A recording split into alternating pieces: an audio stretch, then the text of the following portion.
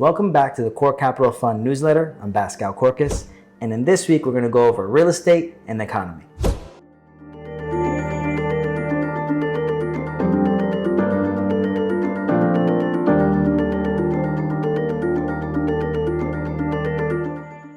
So what's going on now in real estate? Rates have gone up. Previously this year, rates were roughly 3%, and now we're in the 5s. Current rates are definitely going to have an effect on the real estate market. Later in this video, we're going to try to predict what is going to happen in the real estate market. If you are a real estate investor, you're going to buy real estate in an up market, down market, sideways market.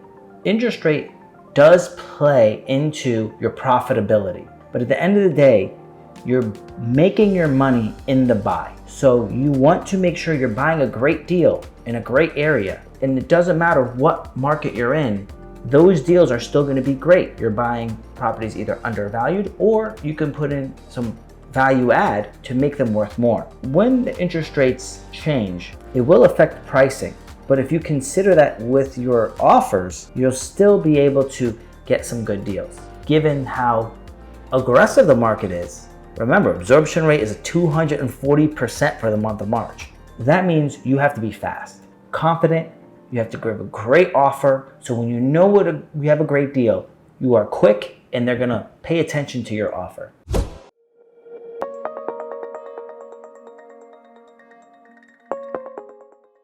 If you're saying collapse means more than a 20% drop in pricing, I don't see factors that will signal that happening in good areas to buy. Florida, Texas, Arizona. I don't see the factors. Could something come up in a year or 2 years? Yes. But right now, there isn't any signs that would happen, a 20%, more than a 20% correction.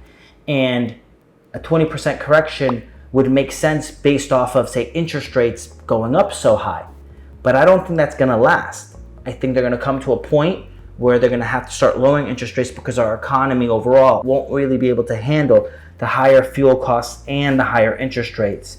And with what Biden's trying to do, increase taxes as well. So your three baselines just went up. Our economy right now can't sustain that burden. In any economy, in any market, a good real estate deal is a good deal. Like buying a property, investing in something, or hiring another staff member. You're always buying if the deal is right, no matter what the economy is. You're always hiring if you find the right person to join your team, right? You find an awesome person to join your team, you make a role for them. You find an awesome deal. There was many times I didn't have money and it was an awesome deal, but I found a way to get the money needed to buy that property. One was actually when I started my insurance company, I put basically almost everything I had into setting up this company. Then a fourplex came available in downtown Dunedin.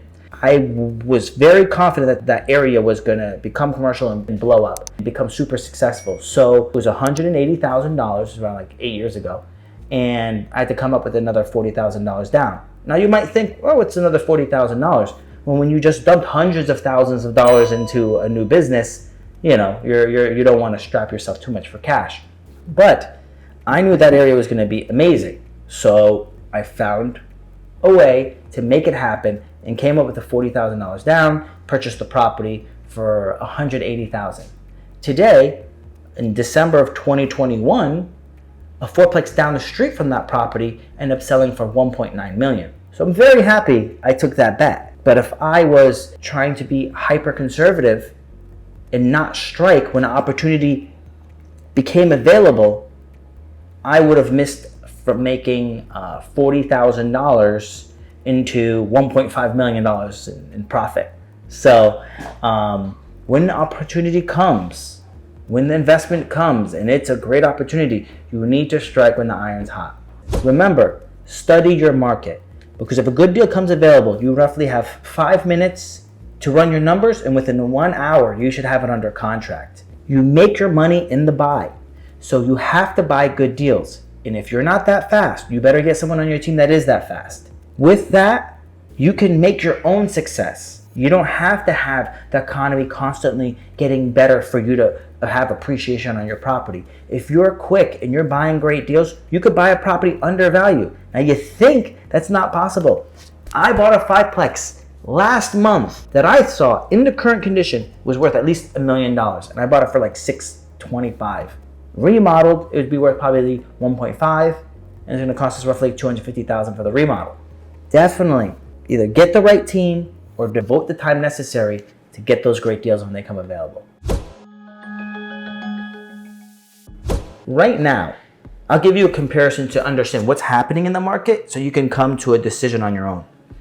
You're competing with BlackRock that has billions of dollars and basically gets this money with 0% interest. So their cost of money is basically free, and you're competing with them, and they're buying thousands of homes. Zillow, which does a horrible job at buying properties, but they're still doing it. And Open Door, which is also doing a horrible job of buying good deals, but they're still doing it. So you're comparing with people who've not teamed up in groups of 5, but grouped up in teams of thousands to purchase these properties. And you're going one-on-one against an army of 1,000. Your expectation as a investor to be able to compete at that level is tough. How am I doing it? I've been doing this since I was 14. I've been studying from old school real estate investors from a young age. So I've learned a lot of skills that I can go up against these Wall Street guys that don't know real estate and don't know the market. I can move faster than them. And by me knowing this knowledge, I can compete with them. And I have the funds to be able to give a good offer as they would give. With that said, there's also benefits though for efficiencies of scale and partnering with people. So I brought on a number of partners that each specialize in certain areas. So I have a partner who has a master's degree in architecture, and he does great at project management. So I'm having him handle all the construction. Gives me more time to focus on getting more deals. With that said, if you partner with the right people, you can have an amazing team. Real estate is a team sport. In the beginning, you feel that it isn't because you do a lot of things on your own, but you realize more and more, it is a team sport. You got some great players on your team. You got a great real estate agent, great mortgage broker, great property manager, great construction crew. You're gonna do amazing. If you don't, and any one of those parts have kinks in it, you're gonna see that section is gonna end up bleeding you money and killing your profit. So team up with a great team that has experience and you'll do great.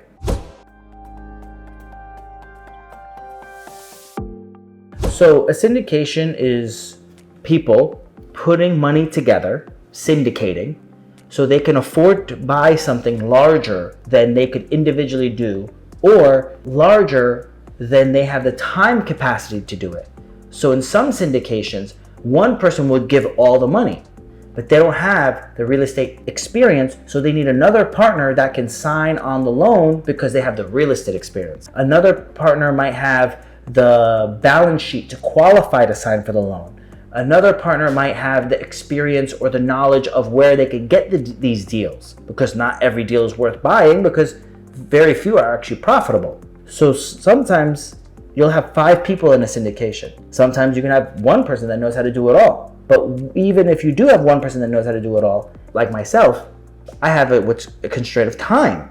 So I have to bring on other partners to give me back the time to be able to do more volume and to be able to buy the great deals when they come available. So pros are leveraging all of these team members' abilities. You bring in all of these team members' abilities and you're able to have a really solid team. Cons: if you bring in the wrong team members that aren't, say, ethical or knowledgeable, they might think they know what they're doing, but they might not have the experience in the business. They have a financial experience, but they don't have a real estate experience, or they have experience in one market, but not in another market. Then those limitations of those partners will be cons to the syndication and limit the profitability of that investment. You could buy a bad deal and not make any money.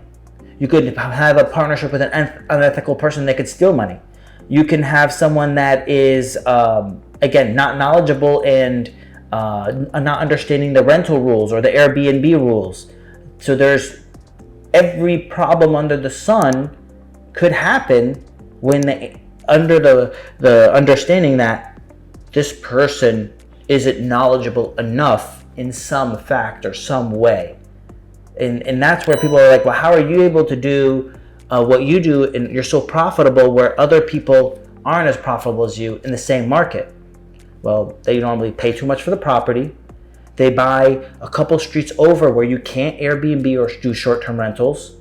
They don't do the remodel properly, where they're not getting the maximum rents possible. They overpay for their construction because they don't have connections with people. They don't have an efficiency of scale, so they do things slow, or they call it cheap, but cheap is very expensive. They do it cheap, so they have to redo it again, and that costs you money, time, rent. So there's a lot of factors. I can literally spend all day of every single thing someone could do wrong. But simply put, if you don't have experience, you don't even know what possibly can go wrong. So you're not prepared ahead of time to avoid those wrong things from happening. And that's what experience gives you, avoiding errors. Because as Warren Buffett says, and it's conceptually simple, rule 1, don't lose money. Well, how do you not lose money? Experience. You know how to avoid those errors. Rule number 2, don't forget rule number 1. You're going to make money as long as you don't lose money in other areas. And if you're inexperienced in other parts or inefficient in other parts, you'll end up losing money. We are in the process of getting together the Tampa Bay Growth Fund, and that should be available maybe in a month, a few weeks. And we're buying properties in downtown cores in different cities all over Tampa Bay. To find out more, you can go on to korcf.com. And if you haven't, sign up for our newsletter. Continuing, the current market has a lack of supply. We are currently 240% absorption rate for the month of March. That is ridiculous. I haven't seen numbers like that in a long time. What does that mean? That means in 1 month of sales, it absorbed 2.5 months worth of supply. In the current market, the amount of homes coming onto the market, in 1 month it was absorbed 2.5 months worth of new inventory that was added. That is going to be significant to the available supply out there. Demand keeps on going up. Supply is still super low. But interest rates are rising. So we'll dive deep a little bit later to see how is that really going to play out. Between inventories being low and interest rates going up, it makes the profitability difficult. So I had a conversation with an investor that was planning to buy a home, and he asked that same question. My answer to him was, 1, if you're buying a property just because you feel that it's a smart thing to do, but financially the numbers don't make sense, it's not a smart thing to do. It isn't conservative if you're paying more to own a property than it does cost you to rent a property. I ran numbers with the client, and it was more to own the property than he would pay in rent. And in addition to that, he would have to spend some money on almost any property he bought to have improvements. The question came to, are you going to live in that home for 10 years? Or are you planning to live in it only for a few years? Because if you're going to be selling the home and paying the fees, in addition to that, you're paying higher mortgage payment than it would to rent, and then also putting money out of pocket to improve the property. So those are additional expenses compared to renting. If those numbers don't justify, don't equal out to be less than the appreciation factor of that property, then you're not winning, you're losing. So that scenario, it's not conservative to own a home. I'll give you another scenario. If you're buying a property and the mortgage payment is less than what it would cost you to rent, and it's in good condition, but if you did spend some money on the property, it would force significant appreciation. And then if you plan to own it for a number of years, where you can gain additional appreciation over time, then on the end of that, say 5-year period, you have a home that's appreciated, you did value add items to the property that make it worth even more, and the monthly payments for your mortgage, taxes, and insurance are less than what it would cost you to rent, then it works out to be beneficial. Buy if it makes sense. It's rare that I see it making sense in New York, Chicago, LA, DC. It's just rare. Live where you want to live, invest where the numbers make sense. Last part I gave him is to change his thinking. I said, why would you buy a property if it costs you more money to own than to rent? You then have to fix up the property, but none of those repairs are value add. And you might sell in 2 years where you were not going to get enough appreciation to justify all these additional costs. Another option is for you to continue renting, which is cheaper than owning, and use the money that you were going to spend on buying a property and buy a different property, or invest in with a syndication where you're buying in an area that has heavy appreciation. So now it is like you owning a property and owning your own property. You don't have to own the property you're in. You can rent the property you're in and then own a different property and gain that appreciation. I did the same thing with an office building. I wanted to own the office building I was in, but I was in a Publix plaza, and that's from a large plaza, a large corporation. And it was an $18 million plaza, so it wouldn't make sense for me to buy it just to have 1,000 square foot office. Instead, I rented my space and purchased another commercial property that had better appreciation. That property offset the idea of me owning the building that I had my office in. You can accomplish a goal of owning real estate without actually living in that real estate itself.